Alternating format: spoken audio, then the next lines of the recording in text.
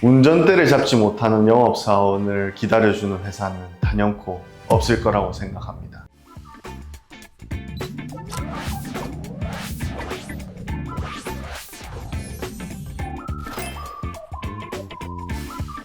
안녕하십니까. 음주운전은 송인엽에게 바로 오시면 됩니다. 송바오입니다. 오늘 사건 같은 경우는 영업직 사원이 음주운전 적발이 되면서 면허 취소까지 된 상황에서 저를 찾아와 면허 구제가 된 케이스를 말씀을 한번 드리겠습니다.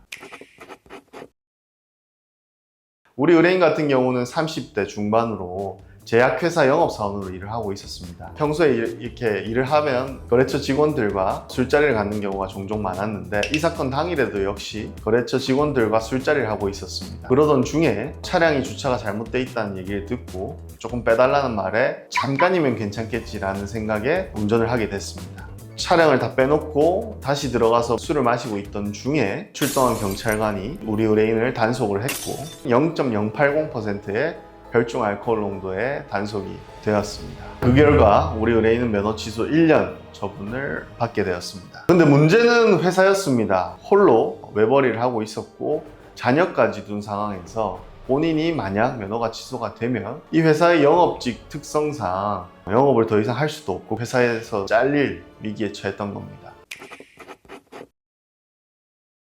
이런 상황에서 찾아온 의뢰인에게 저는 여러 자료를 준비를 하라고 했습니다. 첫 번째, 의뢰인이 실질적으로 면허가 생계의 필수적인 부분을 입증하기 위해서 본인이 얼마나 차량을 이용하는지를 자료를 제가 뽑아달라고 했습니다. 그 자료라고 하면 구체적으로는 하이패스 이용 내역, 그 다음에 유류비 결제 내역 등이 있습니다. 그래서 이제 저희가 1년치를 뽑아달라고 해서 운전이 없으면 사실상 영업이 불가능하다는 점을 행정심판위원회로 하여금 납득할 수 있도록 자료를 정리를 했습니다. 두 번째, 우리 의뢰인 사건 같은 경우는 음주운전 거리가 굉장히 짧았고 본인이 어디 이동하려고 했던 것이 아니라 남들이 교통통행을 잘 할 수 있도록 차량을 잠시 뺐을 뿐이다. 즉 음주운전의 의도가 악의적인 것은 아니었다라는 점을 강조를 했습니다. 세 번째, 의뢰인 같은 경우는 차량을 판매를 할 수는 없었고 왜냐? 만약에 이분이 1년 뒤에라도 면허를 재취득하면 다시 이 일을 할 수밖에 없었던 그런 상황이었기 때문에 그렇다고 하면 본인이 가지고 있는 그 차량에 음주운전 감지 시동장치를 설치를 하라고 했고 우리 의뢰인은 그 설치를 한 후에 설치 증명원 같은 것을 받아서 이제 제출을 했습니다. 다시는 음주운전을 하지 않겠다라는 의지를 보여준 것이죠. 그 결과 이제 우리 의뢰인 같은 경우는 다행히도 면허 취소 1년 처분이 110일 처분으로 감경이 됐고 110일 정도는 본인이 어떻게든 영업을 할 수 있다라고 얘기를 했기 때문에 그 기간을 잘 견뎌서 지금은 회사를 잘 다니고 있습니다.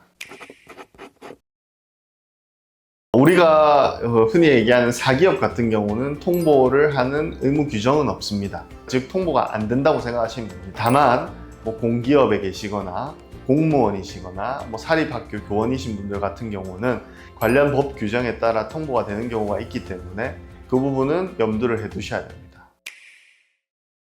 면허 취소 처분 통지서를 받으신 분들 같은 경우는 90일 내에 반드시 신청을 하셔야 됩니다. 이 골든타임을 놓치지 마시기 바랍니다. 추가 문의사항이 있으시면 연락을 주시면 됩니다. 감사합니다. 이상 송바오였습니다.